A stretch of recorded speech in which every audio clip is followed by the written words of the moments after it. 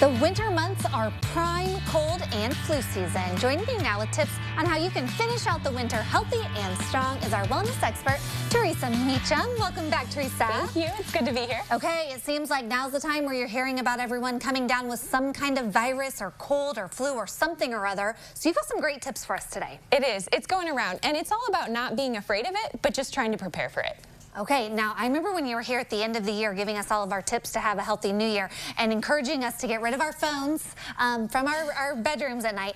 I wish I could tell you I did that, but I'm still going to work on that. All right, there's still time. Okay, let's get to our first tip. Tip number one being up the vitamin D and C. How are we going to do that?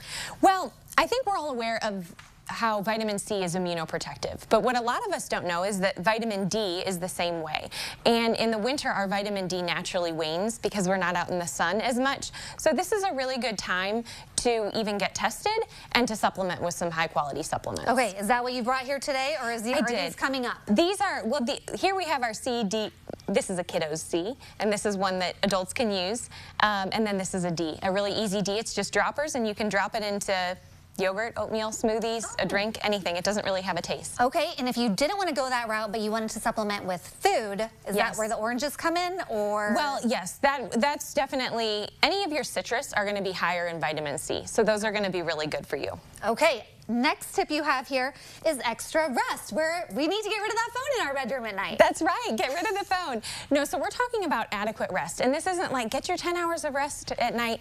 This is 7 hours. So research has shown that 7 hours, 7+ hours of quality sleep actually helps the function of like the T cells in our body, and those are the cells that are going to kill all of the bad bacteria and viruses that are coming in and making us sick. Okay, yeah, we don't want those T cells to suffer because we're not getting enough rest.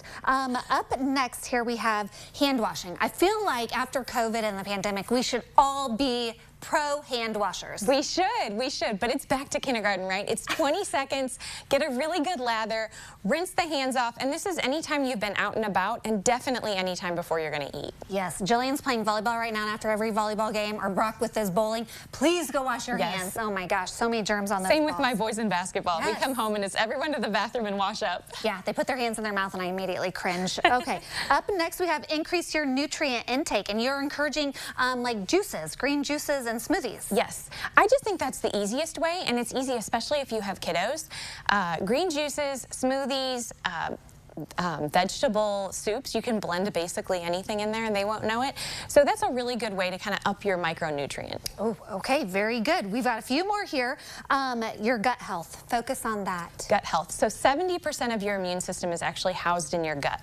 And so when people talk about the good bugs or the good bacteria, that's what they're talking about.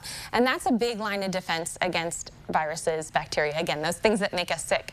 So we want to focus on gut protective foods like fermented foods, bone broth, full-fat coconut products, and even gut supportive supplements. Yeah, I swear by just a few spoonfuls of sauerkraut every day. Yes, I love it too. I'm with you. There you go. Bubbies, I'm a big fan. Okay, clean up your diet. Easier said than done. Definitely easier said than done. And I would say this is something that nobody's perfect. Don't aim for perfection.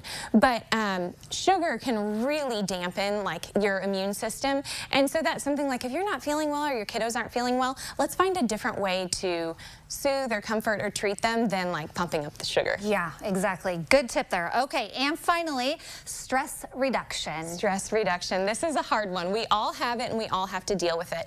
But the research on stress is incredible in terms of how it increases inflammation and it decreases immunity, and so that's creating like a really bad environment in your body to be strong against viruses and bacteria. So I think the biggest thing is finding positive ways to deal with stress. We're never going to get rid of it, but can we find positive ways to move through it? Okay, great tips. Thank you so much. Thank you. I feel healthier already. All right, if you would like a list of all of Theresa's tips and you want to connect with her on social media, there's a look at her Instagram page. We, of course, will link that up at CILiving.tv. Theresa, thank you so much. Thank you. Thanks for having me.